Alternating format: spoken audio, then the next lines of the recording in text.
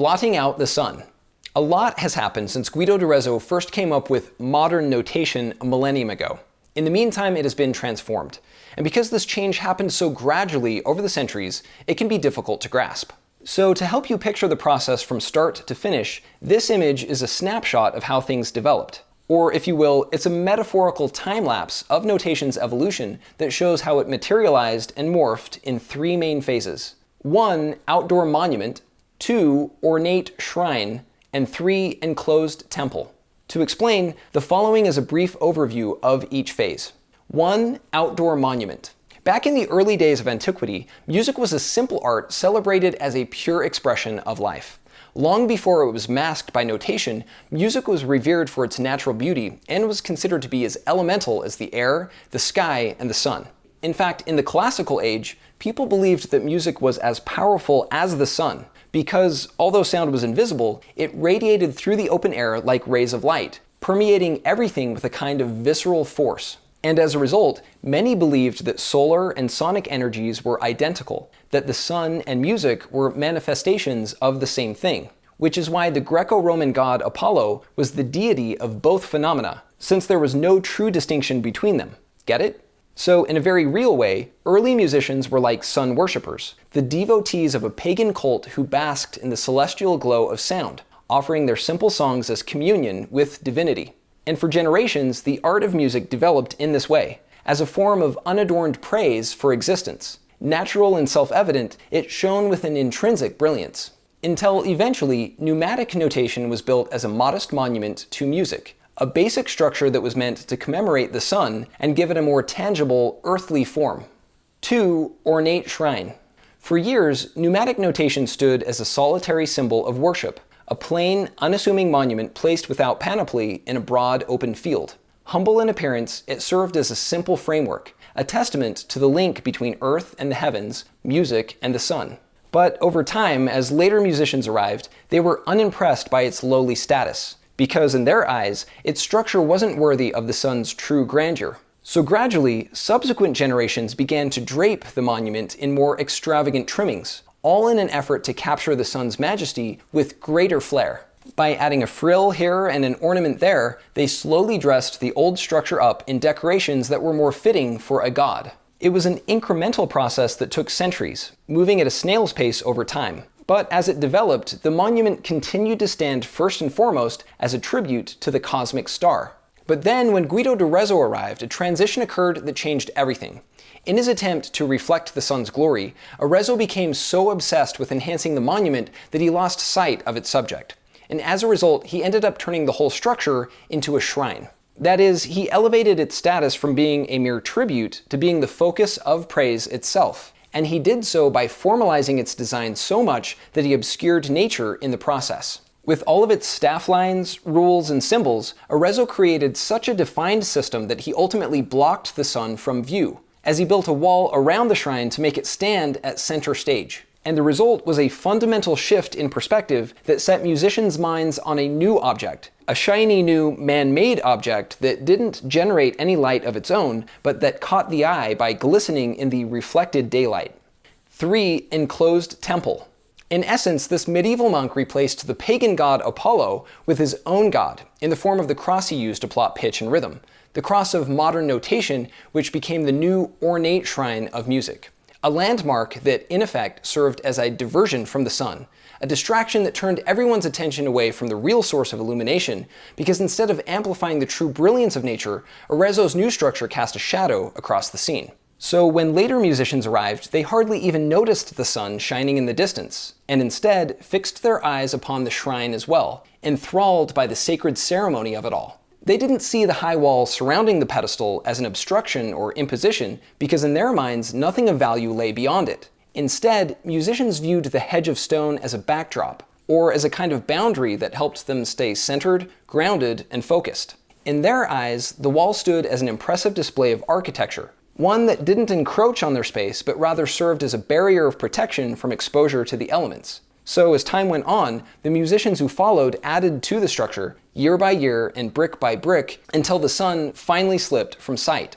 But then they didn't stop there. Driven by a compulsion to further glorify the shrine and keen to make their own mark, subsequent generations continued with the construction by erecting an even greater edifice worthy of even higher praise. First, they added another wall, and then another, before capping the space with a huge vaulted ceiling to seal off and preserve the pristine sanctity of their structure. Then, with a religious zeal for magnificent splendor, musicians covered the chamber with layers upon layers of extra symbols and embellishments, all in the name of reverence for their assumed object of veneration. And the result was the formation of an extravagant temple, a grand enclosed chapel where the original monument, turned shrine, turned altar, stands today, at the heart of what became a dim and solemn sanctuary.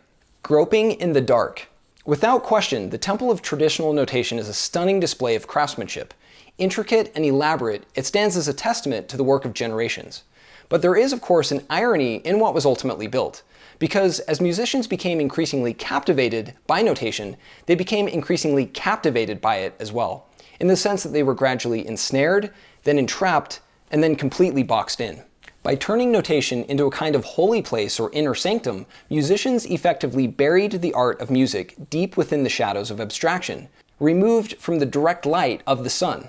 And in the process, they buried themselves with it, which is why we still find ourselves groping in the dark today. Because our generation was born into a culture already trapped within the confines of notation. So 1,000 years after Guido d'Arezzo's death, we continue to waste away inside this same self-imposed prison, struggling to keep our bearings inside a structure that distorts our perception of space and reality, a place where every pitch is pitch black.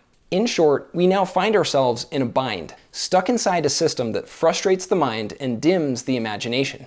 Yet, despite this predicament, our situation is anything but hopeless, because, after all, the sun still shines as bright as ever, just beyond the walls of notation. Which is why you've always been able to feel the warmth and gravity of music, even though you couldn't see it, because this energy has been ever present while hidden from sight. And this, in turn, is what caused the disconnect you felt at the start of Lesson 1.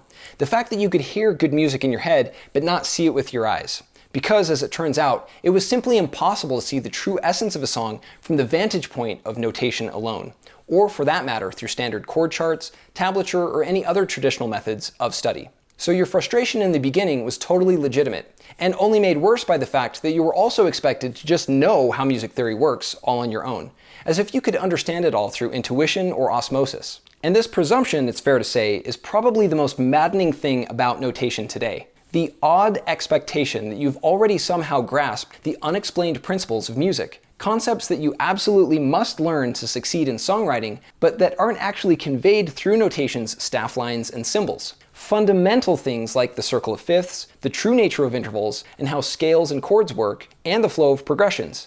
Basic patterns that are hidden within notation and even distorted by it. It's silly, frankly, and the reason you may have suspected some musical conspiracy in the past, because otherwise, how on earth were you supposed to know this stuff? These unspoken assumptions also explain why you may have felt musically slow when you started, unsettled by the sense that you were missing some important pieces to the puzzle, because you were.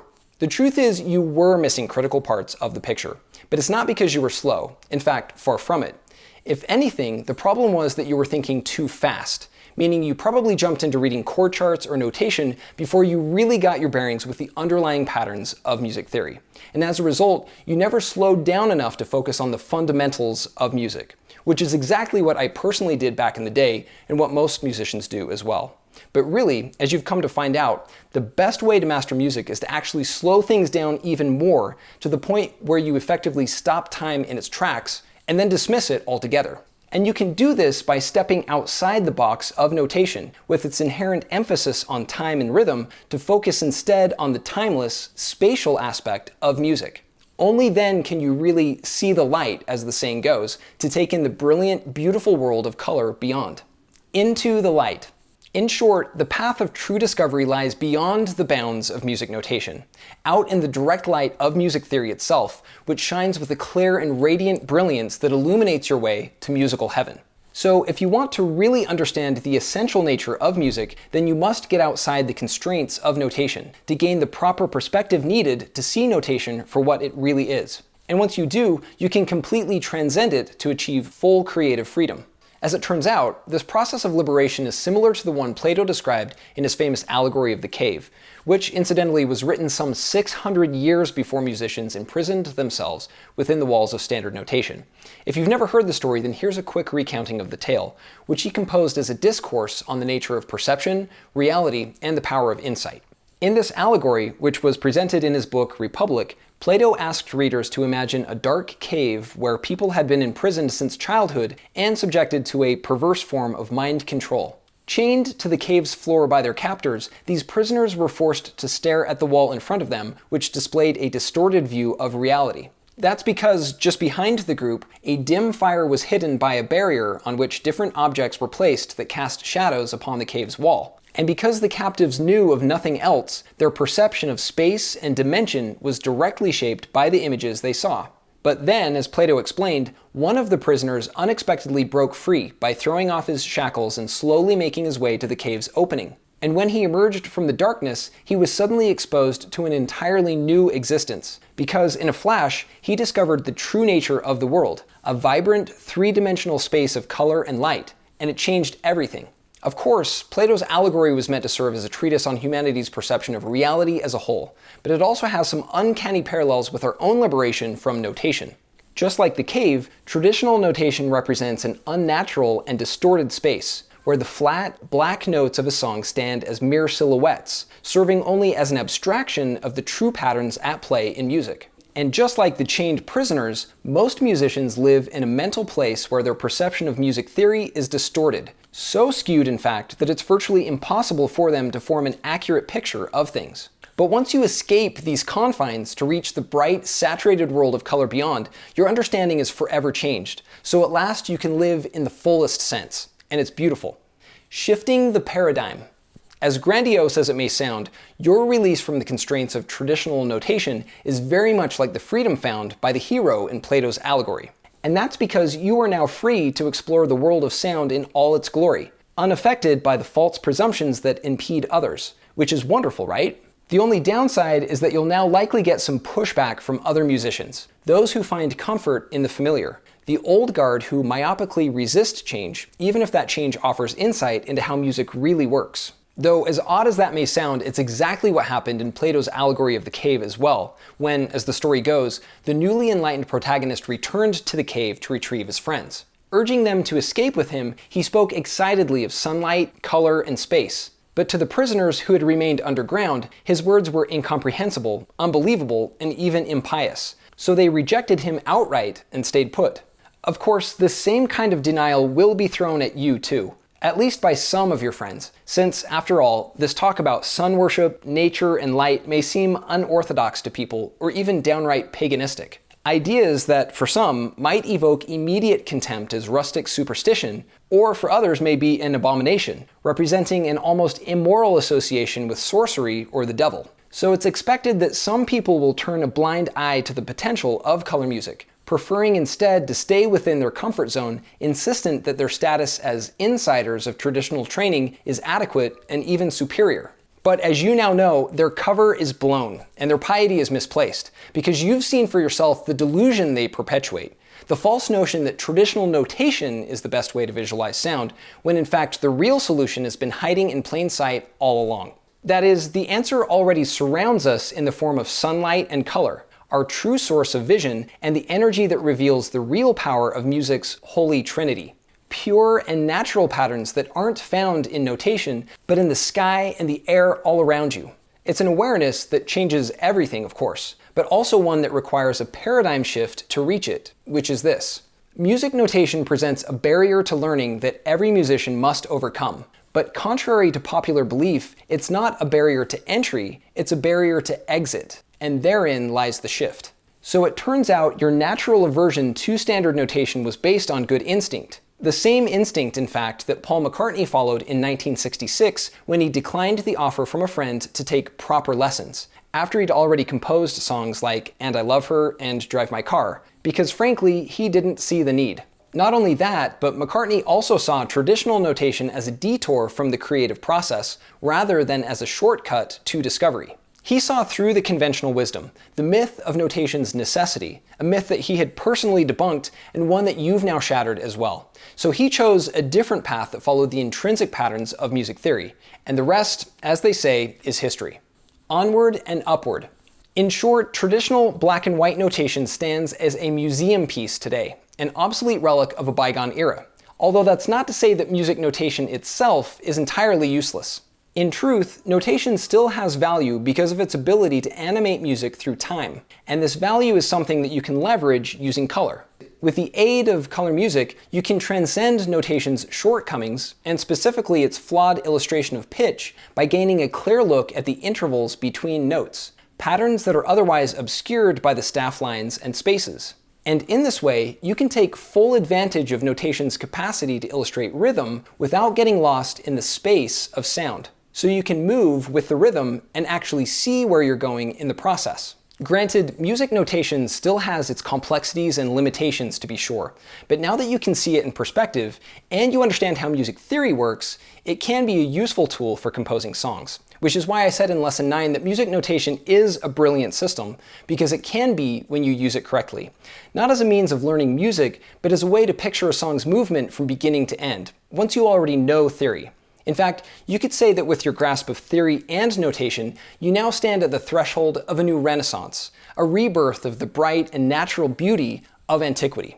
But this time, it's much better than before, because now the sun can shine on you and through you as well to propel you further than ever. So while the original Renaissance of the 15th century sparked an explosion of musical expression, this new era will have an even greater impact by unleashing something more powerful, your own personal creativity. Which means you can now move from passive spectator to active participant in the songwriting process. So the force of music can truly course through you with its glorious affirmation of vitality. So in the next lesson, in part 4, we'll use music notation to compose a few songs, although we won't dive any deeper into it than that, because really there's no need to become a classically trained aficionado of notation. But armed with the knowledge you've gained so far, you have everything you need to quickly advance as a truly visionary songwriter. Just take quiz 2 to confirm you're ready to move on, then join me in part 4 of this course, which is all about composition.